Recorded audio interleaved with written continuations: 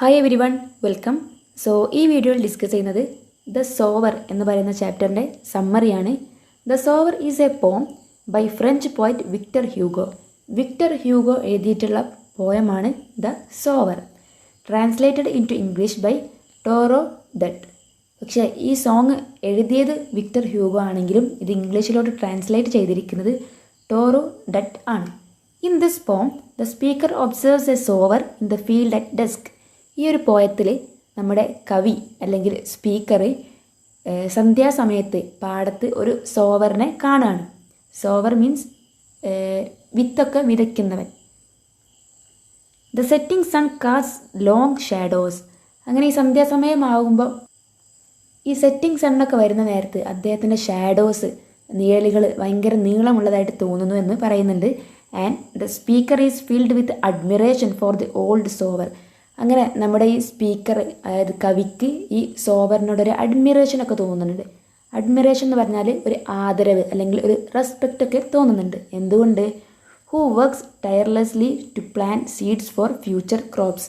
അദ്ദേഹം വിശ്രമമില്ലാതെ ഭാവിയിലെ വിളകൾക്ക് വേണ്ടി വിത്ത് വിതയ്ക്കുകയാണ്.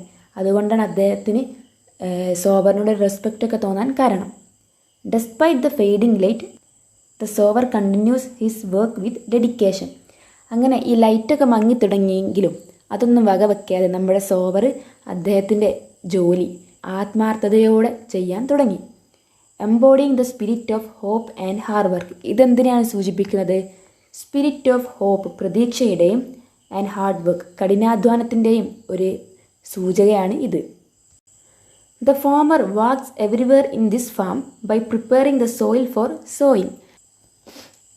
അങ്ങനെ ഈ സോവർ വിത്ത് വിതയ്ക്കാൻ വേണ്ടിയിട്ട് മണ്ണൊക്കെ പ്രിപ്പയർ ചെയ്യാണ്. He scatters the precious seeds with much care. അങ്ങനെ ഈ ധാന്യം അല്ലെങ്കിൽ വിത്ത് അദ്ദേഹം വളരെ ക്ഷമയോടെ, വളരെ ശ്രദ്ധയോട് കൂടി വിതയ്ക്കുന്നു. After some time the sunlight diminishes slowly. അങ്ങനെ കുറച്ച് സമയത്തിന് ശേഷം അവിടെ ഉണ്ടായിരുന്ന ലൈറ്റ് എല്ലാം അപ്രത്യക്ഷമായി. It is getting dark. നേരം നന്നായിട്ട് ഇരുട്ട് കൂടി വന്നു. The sight of the farmer, who is like royal and dignified person, touches the skies.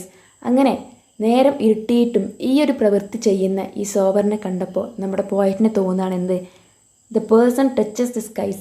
ആകാശം വരെ ഉയർന്നു നിൽക്കുന്ന ഒരു മനുഷ്യനെ പോലെ തോന്നിച്ചു എന്ന് പറയാണ്.